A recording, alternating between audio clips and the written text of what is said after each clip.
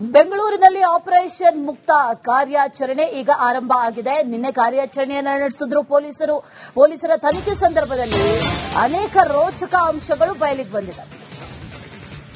ಅನೇಕ ಅಕ್ರಮ ವಲಸಿಗರು ಬೆಂಗಳೂರಿನಲ್ಲಿ ನೆಲೆಸಿರೋದು ಗೊತ್ತಾಗಿದೆ. ಅದರ ಜೊತೆಯಲ್ಲಿ ಈ ವಲಸಿಗರ ಮುಖ್ಯಸ್ಥರು ಯಾರಿದ್ದಾರೆ ಅವರ ಮೇಲೆ ಈಗ ಸದ್ಯಕ್ಕೆ ಪೊಲೀಸರು ಕಣ್ಣಿಟ್ಟಿದ್ದಾರೆ.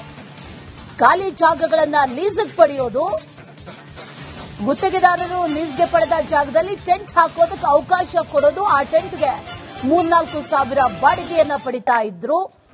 ಯಾರಿವರು? ಹಾಗಾದ್ರೆ ಇವರನ್ನ ಅಕ್ರಮವಾಗಿ ಕರ್ಕೊಂಡು ಬಂದು ಟೆಂಟ್ ನಿರ್ಮಾಣ ಮಾಡಿ ಜಾಗ ಕೊಟ್ಟು, ಇಲ್ಲೇ ಇರೋದಕ್ಕೆ ಜಾಗ ಕೊಟ್ಟು, ಊಟ ಕೊಟ್ಟು ಸಾಕಿ ಸಲಹತಾ ಇರೋರು ಯಾರು ಅನ್ನುವಂತ ನಿಟ್ಟಿನಲ್ಲಿ ಈಗ ಪೊಲೀಸರು ತನಿಖೆಯನ್ನ ನಡೆಸ್ತಾ ಇದ್ದಾರೆ. ಅಕ್ರಮ ಬಾಂಗ್ಲಾದೇಶ ವಲಸಿಗರ ಮನೆಯಲ್ಲಿ ದಾಖಲೆ ಪತ್ತೆ ಆಗಿದೆ. ಪಶ್ಚಿಮ ಬಂಗಾಳದ ವೋಟರ್ ಐಡಿ ಸೇರಿ ದಾಖಲೆಗಳು ಪತ್ತೆಯಾಗಿದೆ.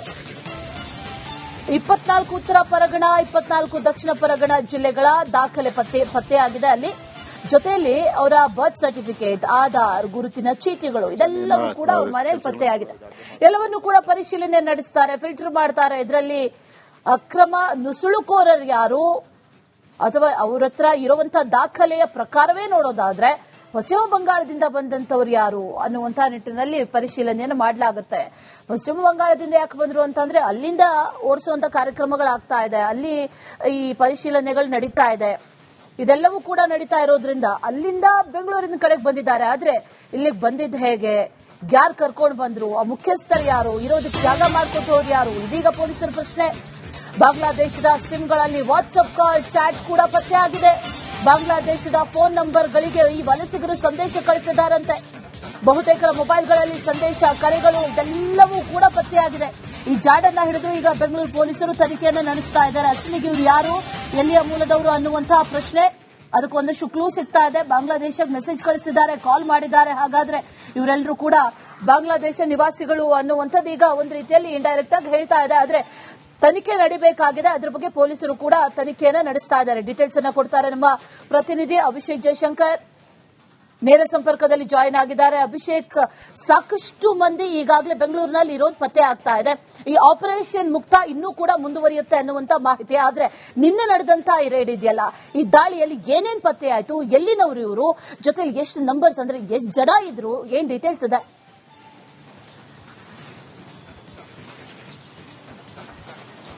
ಈಗಾಗಲೇ ಇನ್ನು ಅವರ ಮೊಬೈಲ್ ಅನ್ನು ಪರಿಶೀಲನೆ ನಡೆಸಿದಂತಹ ಸಂದರ್ಭದಲ್ಲಿ BIN ಅಂದ್ರೆ ಬಾಂಗ್ಲಾದೇಶಿ ಐಡೆಂಟಿಫಿಕೇಶನ್ ನಂಬರ್ ಏನಿದೆ, ಅಂದ್ರೆ ಇಲ್ಲಿದ್ದಂತಹ ಆಧಾರ್ ಕಾರ್ಡ್ ತರದಾದಂತಹ ಈ ಒಂದು BIN ಇದು ಸಿಕ್ಕಿರುವಂತದ್ದು.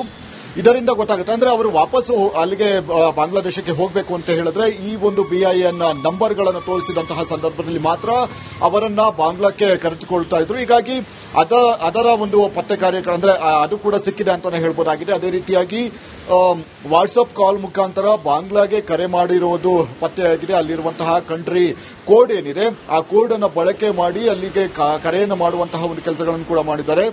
ಮತ್ತೆ ಇಲ್ಲಿ ಬಹುಮುಖ್ಯವಾಗಿ ಟೇಕೆದಾರ್ ಅನ್ನುವಂತಹ ವ್ಯಕ್ತಿಗಳೇನಿದ್ದಾರೆ ಅವರನ್ನ ಇಲ್ಲಿ ಬಂಧನ ಮಾಡೋದಕ್ಕೆ ಅಂದ್ರೆ ಅವರನ್ನ ಹುಡುಕಾಟ ನಡೆಸುವಂತಹ ಒಂದು ಪ್ರಕ್ರಿಯೆಗಳನ್ನು ಪೊಲೀಸರು ಮಾಡ್ತಾ ಇದ್ದಾರೆ. ಖಾಲಿ ಜಾಗ ಇದ್ದಂತಹ ಸಂದರ್ಭದಲ್ಲಿ ಅದು ಯಾರಾದರೂ ಬೇರೆಯವರು ಅಕ್ವೈರ್ ಮಾಡ್ಕೊಳ್ತಾರೆ ಅನ್ನುವಂತಹ ಒಂದು ಕಾರಣದಿಂದಾಗಿ ಈ ರೀತಿ ಟೇಕೆದಾರ್ಗಳು ಅಂತ ಏನ್ ಹೇಳಲಾಗುತ್ತೆ ಅವರಿಗೆ ಲೀಸ್ಗಳನ್ನು ಕೊಡುವಂತಹ ಮುಖಾಂತರ ಅಲ್ಲಿ ಒಂದಷ್ಟು ಫಿಲ್ಗಳಿದ್ರೆ ಯಾರು ಕೂಡ ಅದನ್ನ ಅಕ್ವೈರ್ ಮಾಡ್ಕೊಳ್ಳೋದಿಲ್ಲ ಅನ್ನುವಂತಹ ಕಾರಣದಿಂದಾಗಿ ಲ್ಯಾಂಡ್ ಓನರ್ಸ್ಗಳು ಇಂತಹ ಟೇಕೆದಾರ್ಗಳಿಗೆ ಆ ಜಾಗವನ್ನ ತಮ್ಮ ಜಾಗವನ್ನ ಬಾಡಿಗೆಗೆ ಅಂದ್ರೆ ಲೀಸ್ಗೆ ಅಥವಾ ಬಾಡಿಗೆಗೆ ನೀಡುವಂತಹ ಕೆಲಸಗಳನ್ನು ಕೂಡ ಮಾಡ್ತಾರೆ. ಈ ಹಿನ್ನೆಲೆಯಲ್ಲಿ ಅಂತಹ ವ್ಯಕ್ತಿಗಳನ್ನ ಈಗಾಗಲೇ ಪರಿಶೀಲನೆ ಅಂದ್ರೆ ಪತ್ತೆ ಹಚ್ಚುವಂತಹ ಒಂದು ಕೆಲಸಗಳನ್ನು ಕೂಡ ಈಗಾಗಲೇ ಪೊಲೀಸರು ಮಾಡ್ತಾ ಇದ್ದಾರೆ. Ashwini. All right Abhishek, thank you.